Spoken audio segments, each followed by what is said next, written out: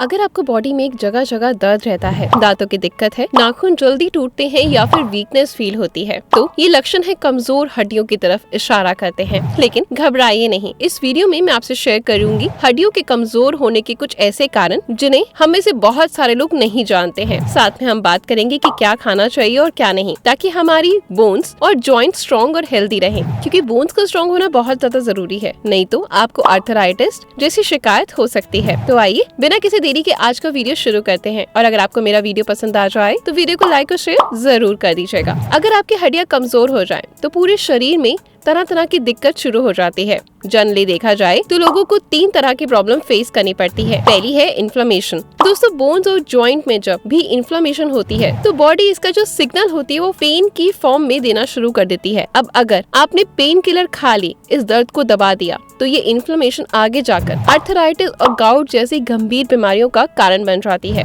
दूसरा, हड्डियों का कमजोर हो जाना। ये तब होता है जब गलत खान पान और लाइफस्टाइल से खून एसिडिक हो जाता है और उसे न्यूट्रलाइज करने के लिए बॉडियां हड्डियों में से कैल्शियम निकालने लगती है। इसके बाद आपकी बोन डेंसिटी कम हो जाती है, हड्डियां पतली होने लगती हैं, बॉडी में वीकनेस आती है, चलने फिरने से पेन महसूस होने लगता है, पोस्चर बिगड़ जाता है, हल्की सी चोट लगते ही फ्रैक्चर की नौबत आ जाती है। अब बारी आती है हमारे अगले पॉइंट की, जो जॉइंट्स और बोन्स को लेकर लोग फेस करते हैं, और वो ये कि जोड़ों की ग्रीस कम हो जाती है। यानी जोड़ों में जो चिकनाई होनी चाहिए, स्मूथनेस होनी चाहिए, वो नहीं रहती। ये तब होता है जब कार्टिलेज, जिसका नाम है जॉइंट्स को जो कुशन और प्रोटेक्शन प्रोवाइड करना होता है, वो डीजनरेट होने लगता है। इस वजह से जो जोड़ों की हड्डियों के 2 सिरे होते हैं वो आपस में टकराने लगते हैं। सिंपली अगर कहें तो जॉइंट्स में ड्राइनेस आ जाती है। कई बार आपने देखा होगा कि जब लोग उठते बैठते हैं तो जोड़ों में से कट कट की आवाज आती है। ये इसी ड्राइनेस का ही अर्ली सिम्टम होता है। दोस्तों, जब हम हड्डियों की बात करें तो सबसे पहले ख्याल आता है कैल्शियम। और ये बात सही है कि कैल्शियम ही वो मिनरल है जो बोन्स की डेंसिटी और स्ट्रेंथ प्रोवाइड करता है। अगर बॉडी में कैल्शियम की कमी हो जाए तो हड्डियां पतली होने लगती हैं। लेकिन इसके अलावा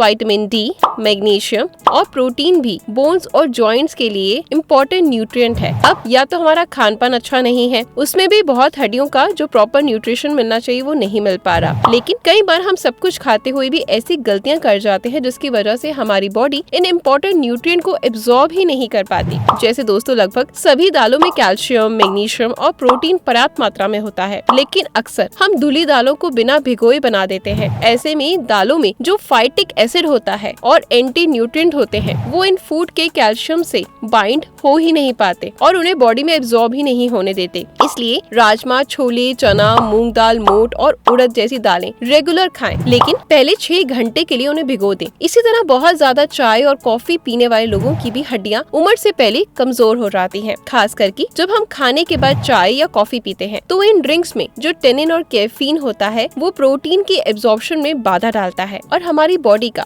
जो 50% हिस्सा होता है वो प्रोटीन से बनता है। दूध, दही और पनीर, आपको न सिर्फ प्रोटीन मिलेगा बल्कि भरपूर मात्रा में इसमें कैल्शियम भी है। एक और गलती जो लोग करते हैं वो ये कि ड्राई फ्रूट्स को बिना भिगोए खाते हैं। दोस्तों, बादाम, अखरोट और काजू, इन तीनों में हेल्दी फैटी एसिड्स होते हैं जो जॉइंट्स की ड्राइनेस को खत्म कर चिकनाई को बढ़ाते हैं। लेकिन अगर हम इन्हें बिना भिगोए खाएं तो ये हमारी बॉडी में और ज्यादा ड्राइनेस करेंगे और दूसरा हमारी शरीर में गर्मी कर देंगे। वहीं अगर आप रोज 2 से 4 भिगोए हुए बादाम छिलका उतार के खाएं, आपकी बोन्स को बहुत ज्यादा फायदा मिलेगा। फिर कभी कभी लोग बिल्कुल ही ऑयल खाना बंद कर देते हैं, ये सोचकर कि मोटापा न बढ़ जाए। लेकिन दोस्तों, ये आपके जॉइंट्स के लिए बिल्कुल भी सही नहीं है। कैल्शियम की एब्जॉर्ब होने के लिए ऑयल चाहिए, तभी तो जो लोग कैल्शियम की गोलियां पानी से लेते हैं उनको फायदा नहीं होता, उल्टा पथरी बन जाती है। हाँ, ये बात जरूर है कि आपको इन रिफाइंड तेलों का इस्तेमाल बिल्कुल बंद कर देना है और उनकी जगह पर शुद्ध कच्ची घानी का निकला हुआ तेल ही आपने, यानी कोल्ड प्रेस तेल से ही सब्जियां बनानी है और खानी है। इसके अलावा ज्यादा इमली की चटनी, चाट, गोलगप्पे खाने से, सोडा, कोल्ड ड्रिंक पीने से हड्डियां अंदर से खुरने लगती हैं, यानी घिसने लगती हैं। लेकिन घबराने की कोई बात नहीं। आज मैं आपसे कुछ ऐसी ही चीजें शेयर करूंगी जो कि आयुर्वेद में भी चीजें मेंशन है और उसके फायदे बताए गए हैं, जो आपकी बोन की डेंसिटी को बढ़ाएगा और उनकी मजबूती को और ज्यादा बढ़ा देगा, जिससे कि आपको आर्थराइटिस या गाउट की समस्या नहीं रहेगी, और अगर है तो आपको काफी ज्यादा आराम मिलेगा। तो सबसे पहले हम 2 चीजों के बारे में बात करेंगे और ये दोनों चीजें ही शायद इस वक्त आपके किचन में मौजूद है। पहले पहले है तिल और दूसरा है गुड़। दोस्तों शायद आप ये बात जानकर हैरान हो जाएंगे कि तिलों में जो सफेद तिल होते हैं वो दूध के मुकाबले उसमें 8 गुना ज्यादा कैल्शियम होता है। ये मैग्नीशियम और हेल्दी फैट्स का भी बेहतरीन सोर्स है, जिस वजह से ये हमारे बॉडी की सूजन को कम करता है और जॉइंट की ग्रीस को बढ़ाता है, जिस वजह से आपको चलने फिरने में आसानी होती है। तिल आपके बोन कार्टिलेज को रिपेयर करने का काम भी बहुत अच्छे से करते हैं, जिस वजह से हड्डियां जो आपस में घिसती हैं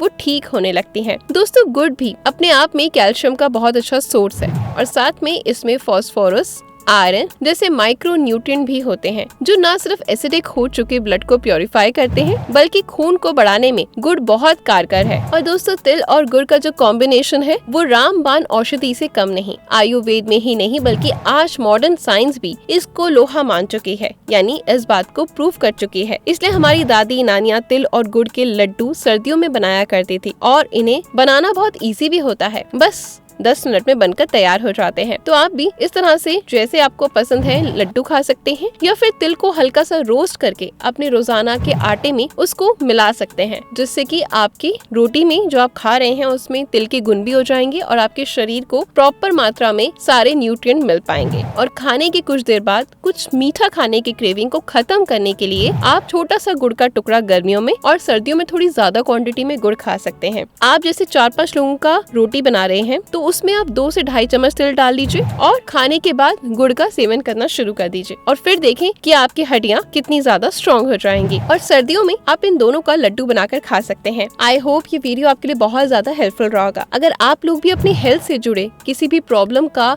सोल्यूशन जानना चाहते हैं तो डेफिनेटली मेरे चैनल को सब्सक्राइब करें। फेसबुक या इंस्टाग्राम पे है तो मेरे पेज को फॉलो करें। वीडियो आई होप आपके लिए बहुत ज्यादा यूजफुल रहा, तो प्लीज मेरी मेहनत के लिए वीडियो को लाइक और जमकर शेयर कर दीजिएगा। मिलते हैं कल कुछ नई चीजों के साथ। Good luck.